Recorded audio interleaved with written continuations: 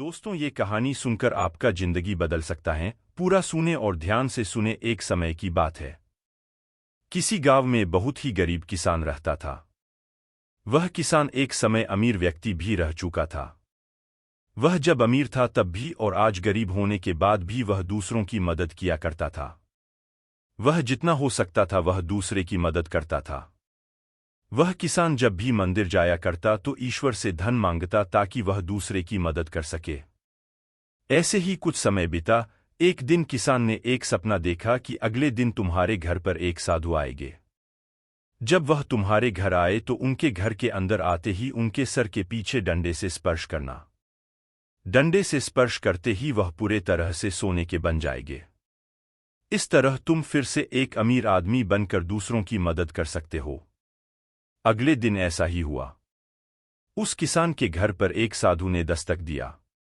यह किसान पहले से ही डंडा लेकर तैयार था।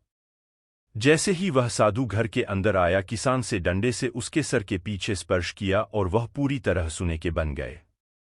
अब यह सब कुछ एक नाई, बाल काटने वाला, ने देखा लिया। यह नाई किसान के घर किसान का बाल काटने आया था। उस नाई ने सोचा, अगर किसी साधु को डंडा से मारने पर सोने का बदलता है तो मैं इस तरीके से बहुत ही अमीर बन सकता हूं। मुझे भी साधुओं को डंडे से मारकर अमीर बना चाहिए। उस किसान ने तो बस एक ही साधु को डंडा से मारा, मैं एक से ज्यादा साधु को डंडे से मारकर उससे भी ज्यादा पैसे वाला बन जाऊंगा।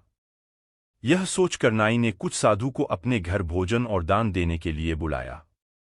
साधु भी परेशान थे कि जो नाई हमें कभी कुछ भी दान नहीं दिया, आज वह भोजन भी खिलाएगा और दान भी देगा। वैसे भी वह सभी साधु नाई के बताए समय पर नाई के घर पहुंच गए। नाई ने अपनी सारी तैयारी कर लिया था। जैसे ही साधु नाई के घर के अंदर गए, नाई ने अपने घर का दरवाजा बंद कर दिए। उसके बाद नाई साधुओं को डंडे से मारने लगा, लेकिन कोई भी साधु सोने का न बना।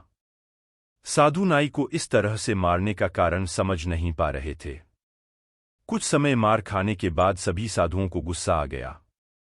सभी साधु मिलकर नाई को खूब मारा। नाई को मारने के बाद वह नाई के घर से बाहर आ गए। कहानी से ज्ञान: हमें किसी का नकल कभी नहीं करना चाहिए।